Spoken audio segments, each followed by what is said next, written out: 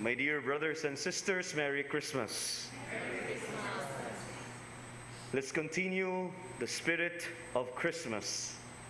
And in today's gospel reading for the feast of St. John the Apostle and Evangelist, this gospel reading makes reference to someone called the disciple whom Jesus loved.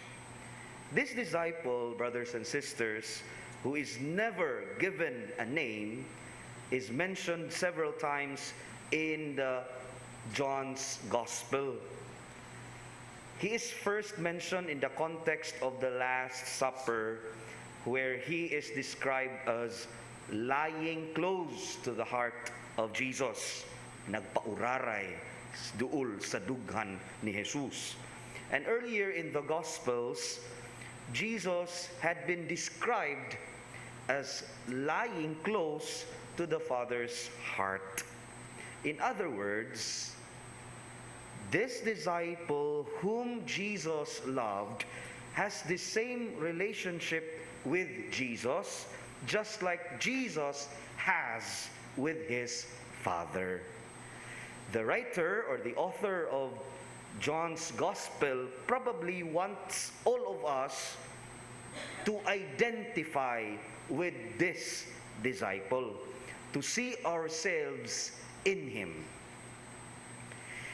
This nameless disciple is the disciple we are all called to become.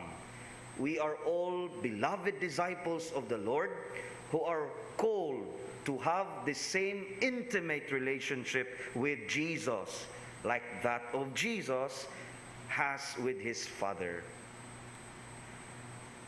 So far, my point here, brothers and sisters, is that whatever relationship that we hold on, that we cherish so much during this time, let's strive not to lose it.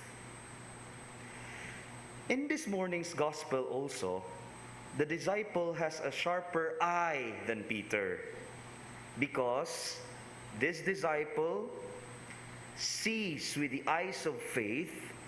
He alone recognizes what is visible in the tomb on that first Easter morning, that Jesus has indeed been raised from the dead.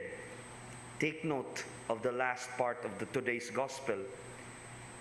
The other disciple went in, he saw and believed. Brothers and sisters, in the emptiness of the tomb, that disciple whom Jesus loved sees life anew. And as beloved disciples, this is the kind of seeing we are called to. A hopeful kind of seeing, which is attuned to the presence of the Lord. That there is the presence of the Lord even in the situations that seem empty, unpromising, and sometimes unlikable. May St. John the Apostle intercede for us all today.